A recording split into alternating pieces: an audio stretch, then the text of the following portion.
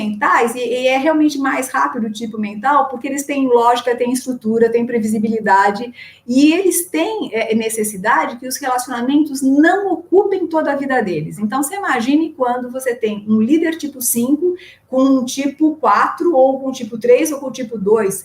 Se o tipo 5 não aprender a caminhar um pouco em direção aos emocionais, né? E se os emocionais não aprenderem que você precisa deixar, que ele não vai ser de beijinho, abraço, muito pelo contrário, né? As relações ficam tensas, né?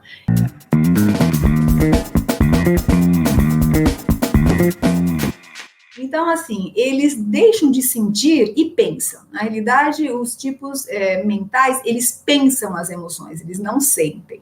Então, eles podem ter bastante calma para se relacionar, eles são ponderados, eles têm ideias muito definidas na mente deles, e eles não se abalam, né? Eu estava conversando ontem com um tipo 3 que ia fazer uma negociação com um tipo 5. Muito gozado. Porque o tipo 3 estava assim, nossa, mas eu não sei, porque eu quero fechar logo isso, porque eu quero terminar, né? E aí eu falei, tá, mas como é que é a pessoa que você vai negociar? Aí ele fala assim, não se altera com nada, fala 2 palavras e acabou. É sim, não, né? Claro, um tipo 5. Então, você veja, quando o tipo 3 vai na impulsividade e se relaciona com o tipo 5, que é calmo e é ponderado, aí a coisa complica pra caramba, né? Porque, assim, se o tipo 3 não entender que o 5 é ponderado mesmo, né? Ou 6, ou mesmo 7, né? Né? Que eles vão parar, que eles vão escutar, que eles vão ser lógicos. Se o 3 quiser pegar pela emoção, talvez ele acabe se saindo mal na negociação, se saindo mal no relacionamento, seja qual que for. Então, o legal do processo de coaching é que houve toda uma preparação do tipo 3, e aí aconteceu o que precisava acontecer. E eu fiquei bem feliz que deu tudo certo. Bom, os tipos mentais, eles pensam sempre muito na frente e eles têm uma certa rigidez em relação às ideias.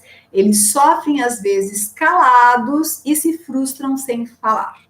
Então, o que acontece, né? Eles antecipam mentalmente tudo que está por vir e eles tentam evitar ao máximo as incertezas. Então, veja, como eles planejam muito, tudo que você não pode fazer para um tipo mental é deixar ele ficar sem as informações que ele precisa e sem os rumos, porque ele vai se ressentir muito, tá? Tipo 5, que é o primeiro tipo mental, né? Ele tende a se isolar de todos, eu acredito que é o mais mental, é o mais que tem se isolado dos relacionamentos. É aquela pessoa que você vai conversar, você fala tudo bem, ele fala tudo. Opa. Você precisa perguntar e precisa estabelecer um vínculo com essa pessoa, perguntando, então, e aí, e mesmo assim, até a página 2, porque pode ser que ele não goste de ser tão invadido assim. Então, cuidado com o tipo 5, porque ele tende a se desconectar nas relações profissionais. Eu dei coach uma vez para um tipo 5, que ele me falava assim, Fátima, ele pede tudo, mas pelo amor de Deus, não me pede para abraçar as pessoas da minha equipe, porque eu não consigo. Claro, né? Aí tem a ver com os subtipos, mas é muito interessante isso. Ele era um líder fantástico, é um líder fantástico, só que não é uma pessoa que gosta de ficar se conectando, inclusive abraçando, etc. Né? Então, o tipo 5 às vezes tem dificuldade de compartilhar, eles são vistos como frios, né? E eles acabam se comunicando muito pouco, como eu falei. O que o 5 tem que fazer para melhorar os seus relacionamentos, né? Ele, basicamente, ele tem que falar com clareza, né? E tem que falar com mais detalhes, né? Na realidade, o tipo 5, ele precisa deixar que os relacionamentos aconteçam de acordo com a agenda que precisa acontecer e de acordo com a agenda do outro, inclusive, né? Então, se abrir mais para o outro, não se isolar perante os problemas ou as situações, né? E compartilhar informações com pessoas de uma forma mais fluida. Então, isso é importante para os tipos 5. O que fazer para a gente ter um bom relacionamento com o tipo 5? Veja, pensar antes o que você vai dizer. e não ficar falando qualquer coisa, porque você precisa ser claro na sua comunicação. Então, não fica dando volta para falar o que você precisa falar, não, né? Então, vá lá, seja claro, não use muito tempo do 5 em coisas que ele não está achando legal, né? Faça uma boa leitura corporal, porque ele vai demonstrar que ele não está nem aí, porque às vezes ele sai mesmo. Então, se você percebe que ele não está disposto a conversar, é melhor você dizer, ok, eu acho que hoje não é um bom momento, mas quando que nós vamos conversar sobre isso? E toda vez que você vai levar uma proposta ou algo para o tipo 5, é importante que você fale por quê e mostre a linha do raciocínio que você teve. Porque se você não mostrar a linha de raciocínio, como ele é mental, ele não entende por quê, então ele aborta qualquer ideia se você não for muito lógico. E não fale sobre amenidade, sobre tempo, né? O 5, ele gosta de conversas profundas. Então, quando você for conversar com o 5, vá com alguma coisa mais profunda, mais legal, né? E, por outro lado, claro, né? O tipo 5 precisa aprender a falar coisas mais amenas. Mas se o tipo 5 não estiver falando, é melhor você ir para coisas mais profundas, para temas que tenham um significado maior. Tá? Então, isso é tipo 5. Tipo 6. O tipo 6 tem uma tendência a desconfiar do outro. É uma tendência muito forte do tipo 6, né?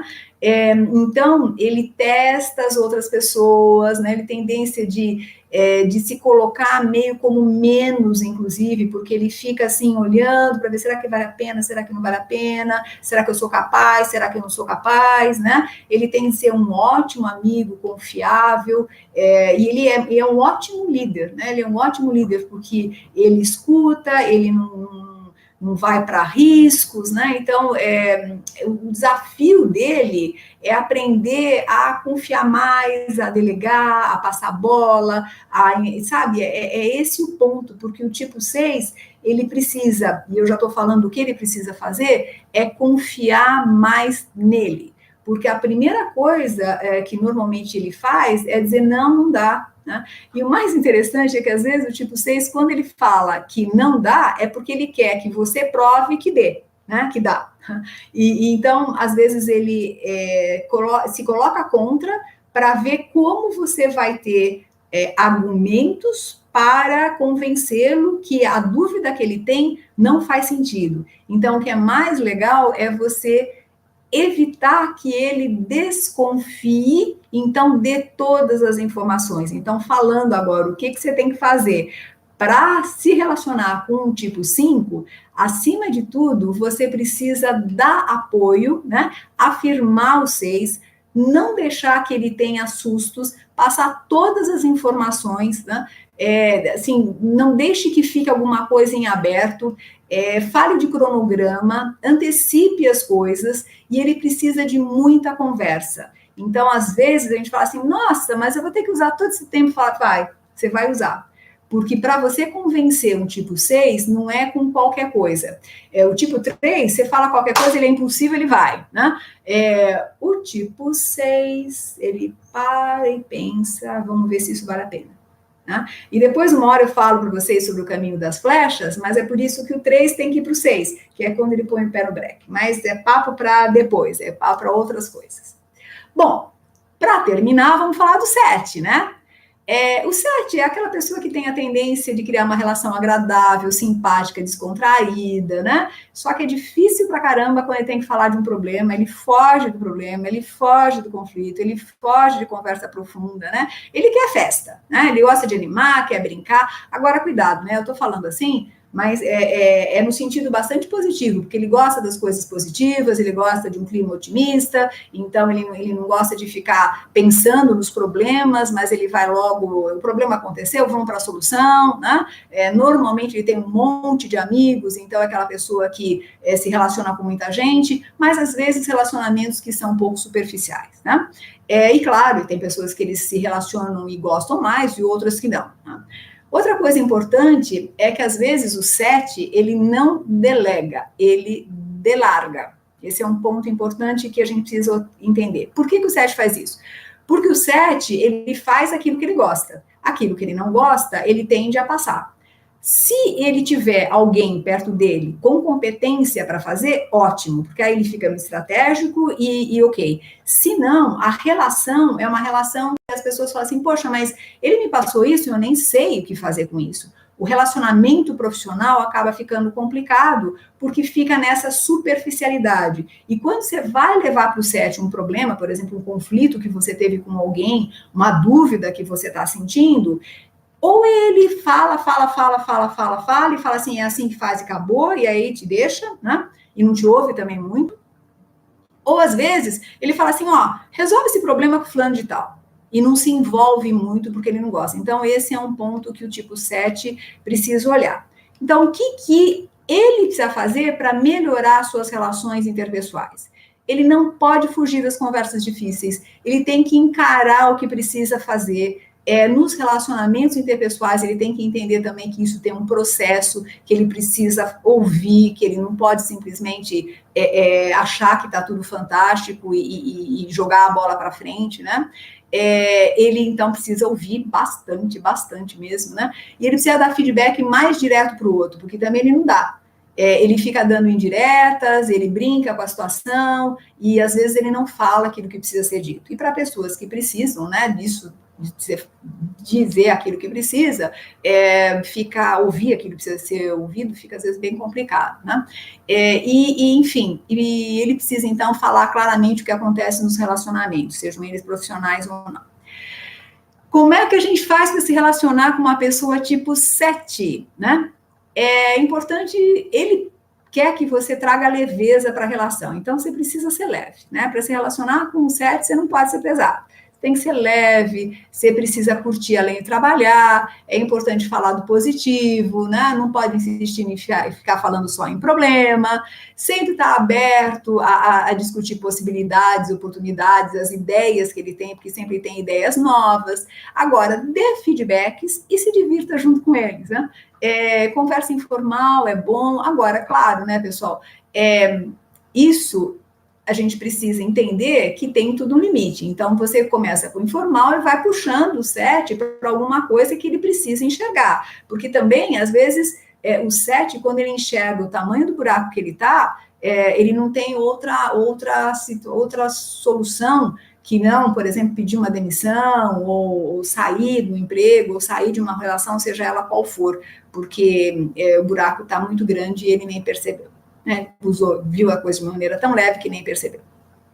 Então, aqui os tipos 5, 6 e 7. Esqueçam que se vocês estão curiosos sobre o tipo de vocês podem entrar em contato com um atendimento. Até fazer um atendimento de casal, se vocês quiserem, de família, e para ver como é que sabe? É bem legal quando você fala assim, mas eu sou casado com uma pessoa que é tipo X, e eu sou tipo Y, como é que faz, né? Então, a gente pode conversar um pouco, o casal, se quiserem, ou então, uma equipe. Nossa, eu tenho uma equipe e a coisa não está rolando bem, como é que eu faço para melhorar isso? E nós podemos fazer um atendimento entendendo quais são os tipos e quais são os principais problemas, as principais forças que essa equipe tem, tá bom? Então, assim, dá para fazer um bocado de coisa em relação a esses aspectos.